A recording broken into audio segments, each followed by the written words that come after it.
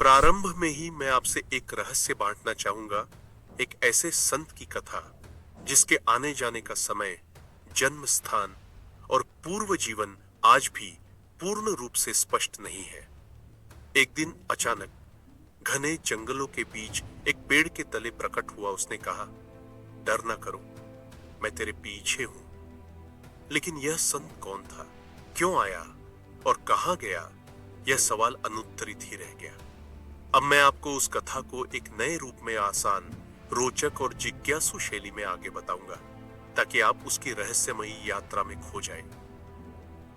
बहुत बहुत समय पहले माना जाता है कि एक गांव के पास जंगल की सीमा पर खड़ी एक वटवृक्ष के नीचे एक अद्वितीय अवस्था में एक योगी ध्यानस्थ था। कोई नहीं जानता था कि उसका नाम क्या था, कहां से आया है।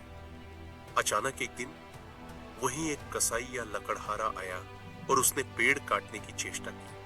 तभी पेड़ से रक्त की बूंदें टपकने लगी और वो योगी उठा। उसके सामने खड़ा हुआ आकाश सी ऊंचाई में, हाथ लटकते हुए उसके नीचे घुटनों तक। उस युवक ने डर कर कहा, माफ करो महाराज, मुझे नहीं पता था। योगी ने मुस्कुराकर कहा, बेटा, यह समय था मेरी नींद टूटने का, अब मेरा काम प्रारंभ होना है। यह स्वामी समर्थ था। उसके आगमन ने सबको चकित कर दिया कि कैसे एक योगी इतनी गहरी समाधि से उठ गया और फिर से इस जगत में दिखा।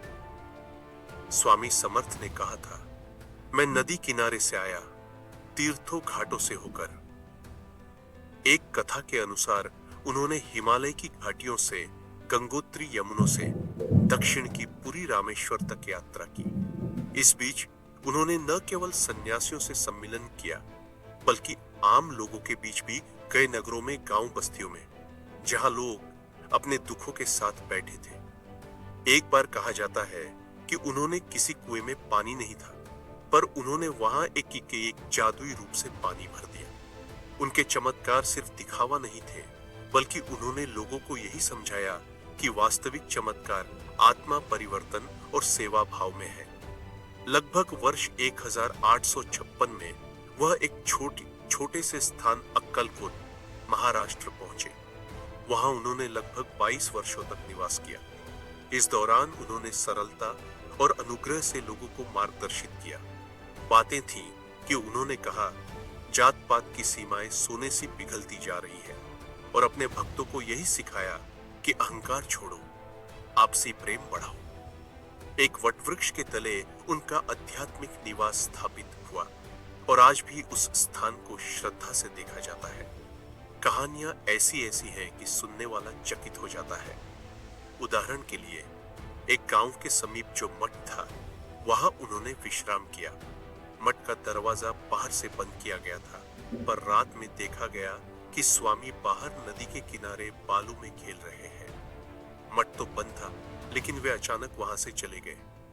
दूसरी घटना, एक गाय जिसकी दूध नहीं देती थी, स्वामी ने उसके आगे बैठकर ध्यान लगाकर उसे दूध देने पर प्रेरित किया।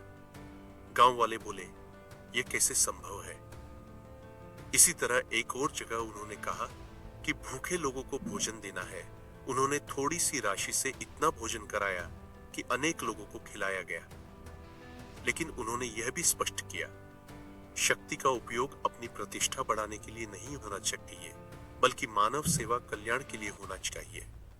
स्वामी समर्थ की भाषा सरल थी, डर ना करो, मैं तेरे पीछे हूं। उन्होंने बोला कि आत्मशक्ति, नाम जप, आत्म साक्षात्कार ही वास्तविक रास्ता है। मत भूलो कि कोई भी बंधन जात धर्म भेद से बड़ा नहीं।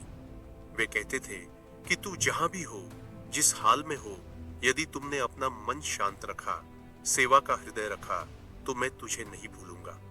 उनका यह भरोसा लोगों को आशा देता था कि भगवान सिर्फ मंदिरों में नहीं, बल्कि हमारी धारणा शुद्धि में भी वास करते हैं। वर्ष 1878 के आसपास स्वामी समर्थ ने महासमाधि ली। लेकिन यहाँ रोचक बात यह है कि उन्होंने कहा था, मैं गया नहीं, मैं हमेशा तुम ही में हूं। उनके एक श्रद्धालु के प्रमाण अनुसार उन्होंने कहा कि उनका एक भाग वटवृक्ष में समा गया और एक भाग दूसरे संत में समाहित हुआ। इस तरह यह माना गया कि उनकी उपस्थिति आज भी जीवित है, सिर्फ दृश्य रूप से नहीं, बल्कि अनुभूति रूप से।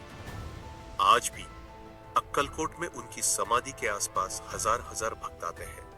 उनकी पादुकाएं पूजित होती है, उनकी वाणी याद की जाती है। आज जब हम जीवन की गति दौड़, तनाव, असंयम, सामाजिक विभाजन जैसे प्रश्नों के बीच है, तो इस कथा ने हमें याद दिलाया है कि असली गुरु कहीं बाहर नहीं, बल्कि हमारे भीतर है। वो कुछ दिन यहाँ रहे, लेकिन उन्होंने जो बात छोड़ी है वह आज भी प्रासंगिक है। सेवा का भाव सबसे श्रेष्ठ है। भयमुक्ति, निर्भयता और विश्वास जीवन की शाश्वत निधियां हैं। शक्ति या प्रतिष्ठा पाने से पहले शक्ति का सदुपयोग करना जरूरी है। उपस्थिति केवल शारीरिक नहीं होती। जिसने नाम जप, प्रेम, समर्पण पाया, उसने अनुभवात्मक उपस्थिति पाई। क्योंकि यदि हम देखें तो स्वामी समर्थ का मूल वाक्य डर ना करो, मैं तेरे पाछी तेरे पीछे हूं, सिर्फ शब्द नहीं बल्कि समर्थन भाव था। हर व्यक्ति के भीतर एक अनंत शक्ति है जिसे जागृत करना स्वामी समर्थ ने सीखा। इस तरह से यह कथा हमें ले गई एक आनंद यात्रा में, जिसमें रहस्य था, चमत्कार थे, यात्रा थी, संदेश था। क्या यह संत था? क्या वह युगों का योगी था, या केवल एक आदर्श? इसे आप तय कर सकते हैं। लेकिन इतना तय है, जब जब आपके सामने चुनौतियां आएंगे, भय की रात गहरी लगेगी, तब आप याद कर सकते हैं, डर ना करो, मैं तेरे पीछे हूं। अगर आप चाहें तो मैं उन विशेष चमत्कार कथाओं को भी हिंदी में विस्तार से सुनाऊंगा, जो शायद आपने पहले न सुनी हो।